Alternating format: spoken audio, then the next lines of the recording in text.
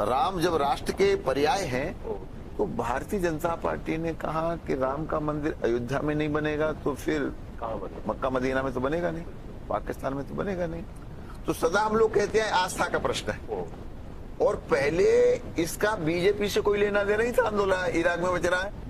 नमस्कार, स्वागत है आपका एक बार फिर से आपके अपने खास कार्यक्रम विजन भारत में। आज हमारी टीम पहुंची है उन्नाव लोकसभा क्षेत्र में, और आज हमारे साथ हमारे कार्यक्रम में मेहमान है साक्षी महाराज जी। मैं आपको बता दूं, साक्षी महाराज जी उन्नाव लोकसभा क्षेत्र से 2 बार के सांसद रह चुके हैं, और इस बार फिर तीसरी बार भारतीय जनता पार्टी की तरफ से एक बार फिर से प्रत्याशी है और चुनावी मैदान में उतर चुके हैं। आज उनसे जानेंगे किस तरह से उनकी चल रही है चुनावी तैयारी और क्या कुछ खास विजन है इस बार चुनाव में। महाराज जी, बहुत बहुत स्वागत है आपका हमारे खास कार्यक्रम विजन भारत में। पहला सवाल आपसे यही, क्या चुनावी तैयारियां चल रही हैं और क्या विजन लेकर के इस बार चुनावी मैदान में आप उतरे हैं? भारतीय जनता पार्टी विश्व की सबसे बड़ी लोकतांत्रिक पार्टी है शिवम, और ये चुनाव के समय तैयारी नहीं करती है।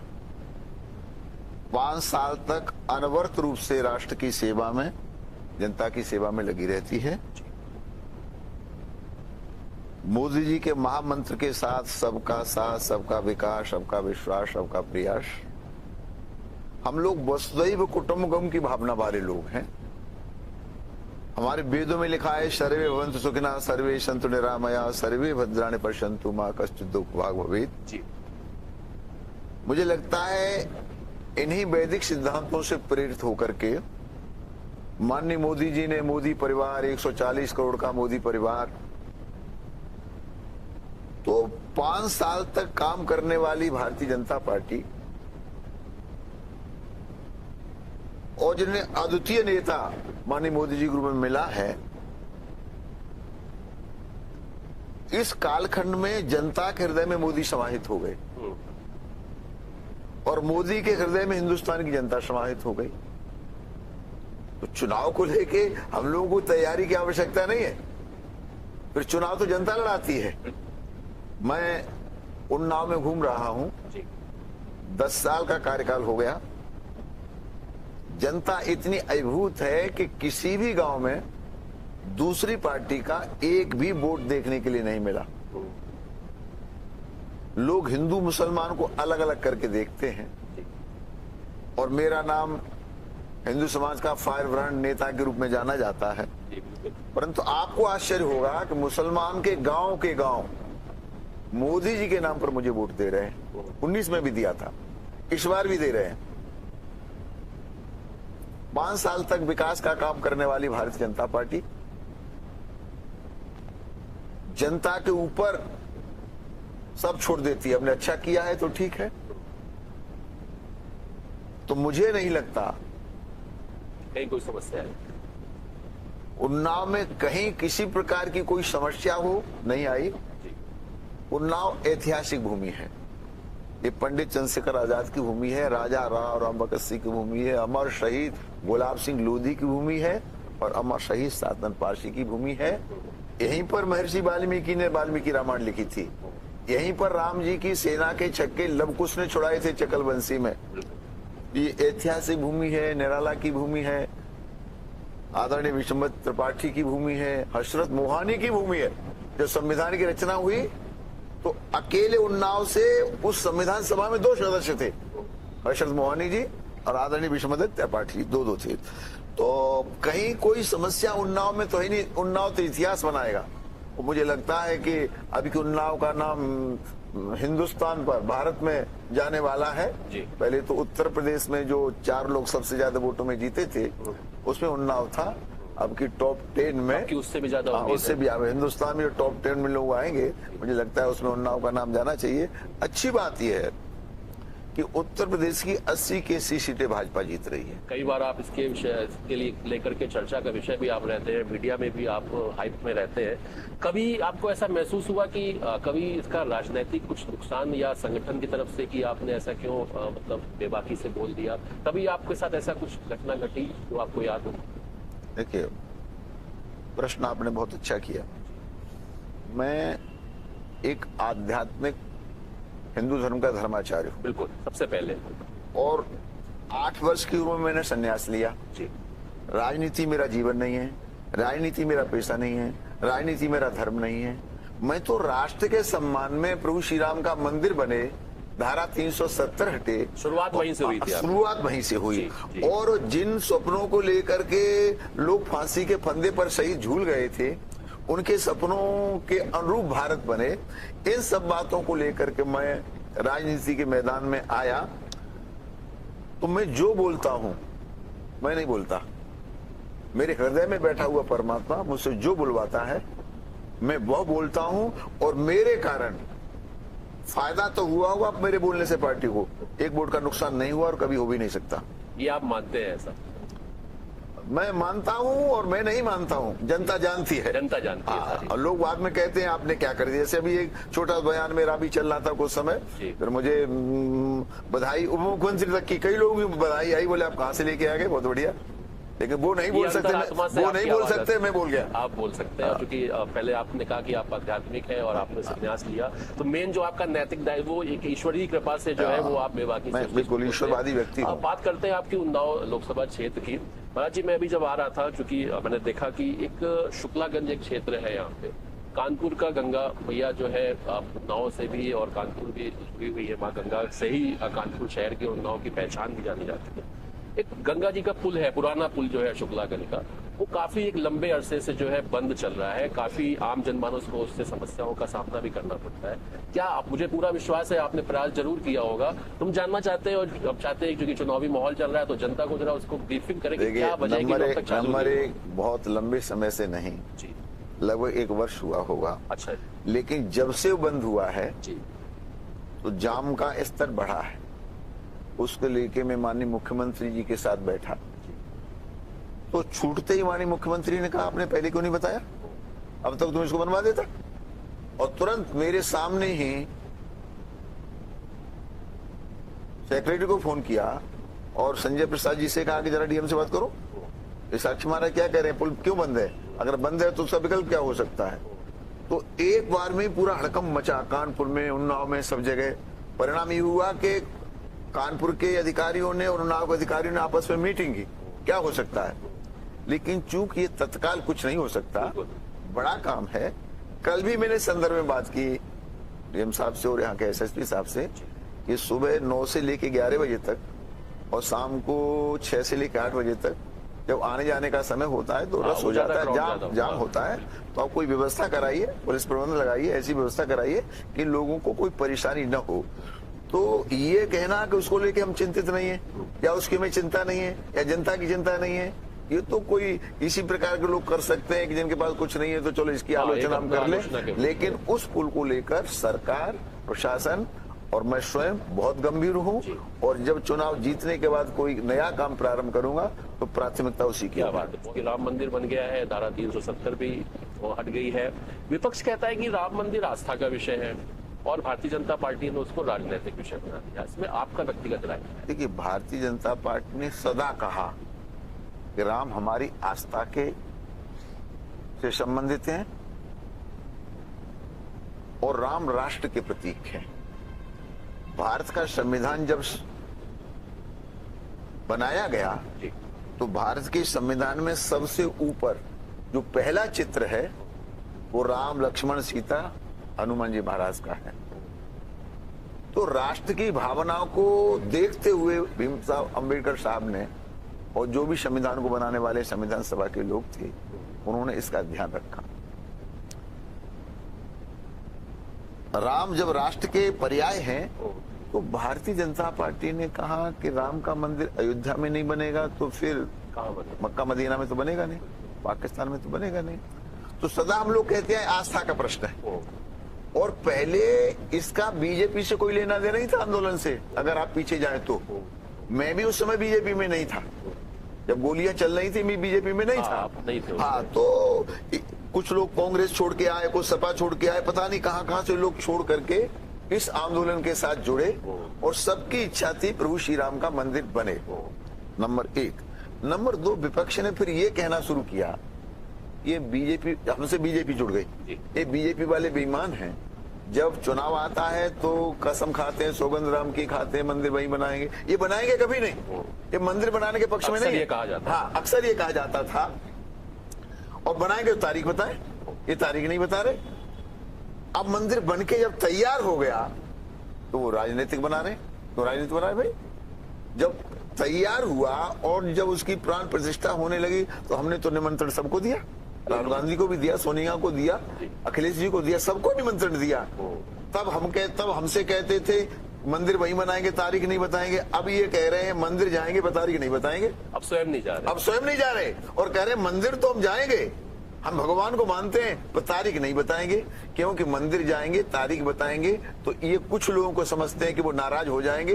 तो तुष्टीकरण की राजनीति को आज भी इन लोगों ने छोड़ा नहीं। मतलब चिट भी मेरी पट भी मेरी, पट भी मेरी। ऐसा मतलब विपक्ष जो है और एक मुद्दा बना के रखा हुआ है केवल राम मंदिर। आप पहले देख लीजिए, इसका जब शिलान्यास हुआ तो श्री राजीव गांधी ने कराया, बीजेपी तो थी नहीं। बिल्कुल। शिलान्यास आपने कराया तो आपने शिलान्यास करा के हिंदू को खुश करने की कोशिश की, और फिर रुकवाया किसने? आपने रुकवाया। रुकवा के आपने मुसलमान खुश कर, तो ना आपका मुसलमान हुआ ना आपका हिंदू हुआ, बीच में फंस गए, बीच में फंस गए। और शायद आज इसीलिए यही हालत है। और प्रयास करते हैं, चित्त भी मेरी पट भी मेरी, न चित्त इनकी न पट इनकी, कुछ नहीं है तो गए गड्ढे से। मेरी बड़ी इच्छा थी कि जब भी आपसे साक्षात्कार करूंगा तो एक सवाल, चूंकि मैं ज्यादातर जनप्रतिनिधियों से ये पूछता हूँ और आपसे तो बिल्कुल मतलब ये एक सवाल ये आप ही के लिए बना है मुझे लगता है कि उत्तर प्रदेश का चुनाव हो और चाहे भारत देश का चुनाव, हिंदू मुस्लिम जरूर आता है बीच में। युवाओं से जब मैं बात करता हूं तो वो ये कहते हैं कि साहब नकारात्मक राजनीति का एक प्रभाव जो है बहुत तेजी से बढ़ता चला जा रहा है। पर आज नहीं लगता कि अब विकास, युवाओं के भविष्य, रोजगार को लेकर के इनको अग्रिम तरीके से जनता के बीच में लाया जाए ताकि जनता के बीच में एक सकारात्मक संदेश और मैसेज जाए? क्या कहना चाहेंगे? आपने बात बहुत पुरानी कह दी। 65 वर्ष तक कांग्रेस ने हिंदुस्तान के मुसलमान को राष्ट्रवादी न बना के, राष्ट्र न जोड़ करके डराने का काम किया। बीजेपी आ जाएगी तुम्हें खा जाएगी, बीजेपी रोको, बीजेपी रोको, भयभीत किया, बीजेपी रोको। और मुसलमान भी इस मानसिकता का हो गया था कि बीजेपी को कौन हराएगा, उसी को वोट देना है। ये काम कांग्रेस ने भी किया, ये काम मुलायम सिंह जी ने भी किया, ये काम लालू ने भी किया, एक ममता ने भी किया। मतलब जितने विपक्ष के नेता हैं इन्होंने मुसलमानों का भला नहीं किया। आईएएस आईपीएस बनाने की नहीं सोची, इंजीनियर बनाने की नहीं सोची, हाँ डराने का काम किया, केवल इसलिए कि बीजेपी से डर के ये हमारा वोट बैंक बने रहे। लेकिन अब परिवर्तन हो गया शिवम जी, जब से मोदी जी देश के प्रधानमंत्री बने हैं और सबका साथ, सबका विकास, सबका विश्वास, सबका प्रयास, इस महामंत्र के साथ भ्रष्टाचार को खत्म, परिवारवाद को खत्म, जातिवाद को खत्म, आतंकवाद को खत्म, राष्ट्रवाद का की स्थापना, इन सारी बातों को देख करके इस देश में आजादी के बाद सबसे ज्यादा कोई उपेक्षित था, मुसलमान था। डराया गया, सुविधा नहीं दी गई, लाभ नहीं दिए गए, मैसेज गलत दिया गया। पर मोदी जी के कार्यकाल में मुसलमानों को बहुत लाभ मिला, तो मुसलमान अभिभूत हो गया। और आपको ये जान के आश्चर्य होगा कि हिंदुस्तान का बड़ी संख्या में मुसलमान मतदाता मोदी जी के साथ खड़ा है। विपक्ष का यही डर है और विपक्ष को इसी की परेशानी है, डर छुपाने का प्रयास कर रहे हैं। हाँ, वो हिंदू तो मोदी के साथ था ही, ये मुसलमान को क्या हो गया। कल मेरे यहाँ बहुत बड़े मुसलमान आए थे, 50-60 यहाँ पर खड़े हुए थे। एक पत्रकार आए, बोलिए क्या हो रहा है, आप तो इतने कट्टर हैं, आप क्या क्या बोलते हैं, और ये मुसलमान कैसे आ गए। मैंने कहीं से ही पूछ लो ये कैसे आ गए। और सब मुसलमान बिना बुलाए थे, तो सब मुसलमानों ने कहा भैया मोदी ने जितना काम दिया है, जितनी सेवा की है, विकास दिया है हम लोगों को, तो हम तो मोदी और योगी जी को जानते हैं। और साक्षी महाराज ने 10 साल में आज तक एक ऐसा शब्द ही हमारे खिलाफ नहीं कहा जिससे हमें कष्ट हो, तो हम इनके साथ खड़े हुए। पॉजिटिव। तो अब वो बात जो आप कह रहे हैं वो बात खत्म हो गई। अब मोदी युग में जातिवाद, परिवारवाद, हिंदू मुस्लिम कुछ नहीं, क्योंकि इन 10 सालों में मोदी जी ने हिंदू मुसलमान का दंगे के नाम पर खून की एक बूंद को भी जमीन पर नहीं गिरने दिया। और क्या चाहिए, सब आराम से रह रहे हैं।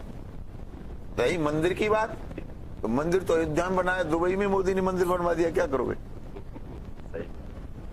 ये परिवर्तन जो है धीमे बहुत धीमे बड़ा आ रहा है और परिवर्तन। आने वाले समय में और तब सारा देश चिल्लाता है मोदी है तो मुमकिन है, मोदी है तो मुमकिन है। इसीलिए मोदी की गारंटी को लोग मानने और लोग ये सोचते हैं कि मोदी की गारंटी, हमारा वोट हम यहाँ देते हैं और डंका दुबई में बज रहा है, ईरान में बज रहा है, इराक में बज रहा है। महाराज जी, एक जानकारी और प्राप्त हुई, मैं उसमें आपकी राय जानना चाहता हूँ कि जो गंगा ट्रांस सिटी का जो जमीन अधिग्रहण का जो चल रहा है कार्यक्रम, किसानों को लेकर के वो विषय जानकारी में आया कि कुछ किसान ऐसे हैं जो जमीन की जो खरीद बेच जो चल रही है उसको लेकर के वो असंतुष्ट है। क्या ये इसमें कितनी सच्चाई है कि उनको नुकसान कह रहे हैं? उस बिंदु को मैंने कई बार देखा है जी, और मैंने अधिकारियों से कहा जिन किसानों की जमीन का अधिग्रहण किया है उनका पैसा उनको मिलना चाहिए। जी, उससे बड़ा एक और बिंदु है, उसकी तरफ आपका ध्यान नहीं गया। जी, जमीन है हमारे उन्नाव की, लोगों ने प्रयास किया कानपुर गंगा सिटी, तो कानपुर गंगा सिटी कानपुर में बने, हमारी जमीन है तो ये स्मार्ट सिटी तो उन्नाव की है, तो उन्नाव के नाम से जानी चाहिए। और जिन किसानों का जो भी बनता है उनको मिलना चाहिए। जो हमारे पास आए हैं केवल उसी को लेकर के नहीं, हमारे यहाँ से ये एक उन्नाव से लेकर के लखनऊ तक एक्सप्रेस बन रहा है, कानपुर लखनऊ नहीं है, यह है उन्नाव से लेके, उन्नाव से शुरू होता है लखनऊ तक जाता है। अभी तो 2-2.5 घंटे लगते हैं, इसके बाद 30 मिनट में आदमी यहाँ आएगा। गंगा एक्सप्रेस बन रहा है, या हम लोगों ने ये 31 NH ये उन्नाव से लालगंज का बनाया है, इसमें भी किसानों की जमीन गई। अच्छा, और जिसको मुआवजा नहीं मिला है हमारे पास आता है, हम तुरंत DMC कहकर उनको मामला चलाते हैं। हमारे संज्ञान में जो आता है समस्या का समाधान तुरंत। अरे चूंकि चुनावी कार्यक्रम आपके लगातार लगे हुए हैं, आपने हमको महत्वपूर्ण समय दिया। आखिरी 2 सवाल है कि जो और 2 प्रत्याशी हैं, अनु टंडन जी हैं, एक बार सांसद भी रह चुकी हैं, कांग्रेस से थी, अब समाजवादी पार्टी से। एक्चुअली गठबंधन तो वही है, इंडिया गठबंधन से ही चुनाव लड़ रही है। एक वरिष्ठ पत्रकार रहे अशोक पांडे जी, वो BSP से है। क्या लग रहा है आपका, कुछ मतलब कंपटीशन मान रहे हैं आपकी, मतलब आपको लग रहा है कि सब एक तरफा चल रहा है? देखिए, वास्तव में तो एक तरफा चल रहा है। अच्छा, वो कहीं है ही नहीं, न हमारे माननीय अशोक जी हैं, न बहन अनु टंडन जी हैं। लेकिन व्यक्ति अपना भाग्य जमाता है, शायद बिल्ली के भाग्य से छींका टूट जाए। तो पहले तो इन दोनों के इरादे थे कि साक्षी महाराज तीसरी बार टिकट नहीं पाएंगे, तो भाई अशोक जी चाहते थे टिकट मुझे मिल जाएगा बीजेपी से। बीजेपी का आदमी, वो हमारे आदमी है। अच्छा, वो हमारे आदमी, उनके पास जो आदमी वो भी हमारे, उनके साथ बेशक खड़े रहे वो लोग, लेकिन लास्ट में वोट वो हम ही डालेंगे, अपना वोट खराब करने वाले नहीं है, समझदार लोग हैं। ब्राह्मण बुद्धिजीवी भी होता है, वो अपना वोट खराब नहीं करेगा, उनके साथ खड़ेगा, खुश करेगा, गाएगा बजाएगा, नारा लगाएगा। लेकिन जिस दिन वोट पड़ेगा उस दिन वोट वो भारतीय जनता पार्टी को, मोदी जी को, राष्ट्र के सम्मान में देगा, वो कहीं नहीं जाएगा। पंडित चंद्रशेखर आजाद के लोग हैं, सूर्यकांत त्रिपाठी निराला के लोग हैं, आदरणीय विश्वनाथ त्रिपाठी के लोग हैं, वो कहीं जाने वाले नहीं है। ये तो मानिए अशोक पांडे जी की स्थिति है। और अनु टंडन जी किसी तरह से एक बार वो सांसद बन गई, तो उन्हें लगा कि अब वो एक बार कांग्रेस नहीं तो सपा की साइकिल पे चढ़ के देख लो। लेकिन कहीं कोई स्थिति है ही नहीं, जमानत पूरी तरह से जब्त होने वाली है, एक तरफा चुनाव हो रहा है, ये बात वो भी जानती है। उन्हें भी पता है कि हम कहीं नहीं खड़े हैं, तो वो हाथ जोड़ती हैं कि मेरा अंतिम चुनाव है, एक बार आप लोग मेहरबानी कर दीजिए। जनता पागल थोड़ा ही है, जब आना मोदी को है तो वो कोई वोट क्यों खराब करेगा। और ये तो कलम की, कमंडल की और तलवार की धरती है। तो तलवार की धार को दुनिया जानती है, कलम की रफ्तार को दुनिया जानती है, ऋषियों के आशीर्वाद श्राप को दुनिया जानती है। तो यहाँ कोई मतलब या कुछ भी नहीं, कुछ भी नहीं है। आखिरी सवाल, क्या संदेश देना चाहते हैं आप हमारे चैनल के माध्यम से आम जनमानस को? मैं आपके चैनल के माध्यम से संपूर्ण राष्ट्र के सुधी मतदाताओं से निवेदन करना चाहता हूं कि मतदान अवश्य करें। इससे बड़ा हिंदुस्तान में कोई दूसरा पर्व नहीं होता है। होली दिवाली तो साल में एक बार आ जाते हैं, परंतु मतदान 5 साल में एक बार आता है। और मतदान जो करें वो जातिवाद के आधार पर नहीं, परिवारवाद के आधार पर नहीं, तुष्टीकरण के आधार पर नहीं, राष्ट्रवाद को ध्यान रखते हुए मतदान करना चाहिए, ये मेरी अपेक्षा है। और आज हमारे पास विश्व में किसी राष्ट्र के पास उतना बड़ा नेता नहीं है दमदार जो नेता भारत के पास है। अगर दूसरे राष्ट्र के राष्ट्राध्यक्ष हमारे प्रधानमंत्री के पैर छूते हैं, इससे बड़ा मैं समझता हूं भारत के लिए कोई गौरव नहीं हो सकता। तो मैं तो अभिभूत हूं कि मोदी जी के साथ हूं, मोदी जी के नेतृत्व में काम कर रहा हूं, मोदी जी ने तीसरी बार मुझे टिकट दिया है। लोग एक बार प्रधान बनने के लिए तरसते हैं और मैं 7वीं बार एमपी बनने जा रहा हूं। पहले रह चुका हूं 4 बार जी, जी। और तीसरी बार उन्नाव से। तो मैं बहुत सौभाग्यशाली हूं पार्टी संगठन का, माननीय मोदी जी का हृदय से बहुत बहुत धन्यवाद करता हूं। महाराज जी बहुत बहुत धन्यवाद, आपने अपना कीमती समय दिया। तो आप थे उन्नाव लोकसभा क्षेत्र से भारतीय जनता पार्टी के प्रत्याशी साक्षी जी महाराज। जैसा कि उनका अपना अंदाज है, वो बेबाकी अंदाज से सारे सवालों के हमेशा से जवाब देते आए और आज भी उन्होंने उसी तरह से अपना पूरा रवैया अपनाया। अब देखने वाली बात ये जरूर होगी कि जैसा महाराज जी कह रहे हैं वैसा कितना उसमें 100% चीजें जनता फॉलो करती है, ये तो आने वाला भविष्य बताएगा। लेकिन आप सबसे एक बात मैं भी कहना चाहता हूं कि आत्मा के सौंदर्य का शब्द रूप है काव्य। आत्मा के सौंदर्य का शब्द रूप है काव्य। भारत में जन्म लेना तो भाग्य है, पर देशभक्त होना सौभाग्य। इसलिए अपनी देशभक्ति को दिखाने के लिए आप अपना वोट जरूर डालने जाए। फिर मुलाकात होगी किसी और मेहमान के साथ, तब तक के लिए दीजिए हमें इजाजत। नमस्कार। विजन भारत, खोज यथार्थ की। जनमत न्यूज, हम आपके साथ।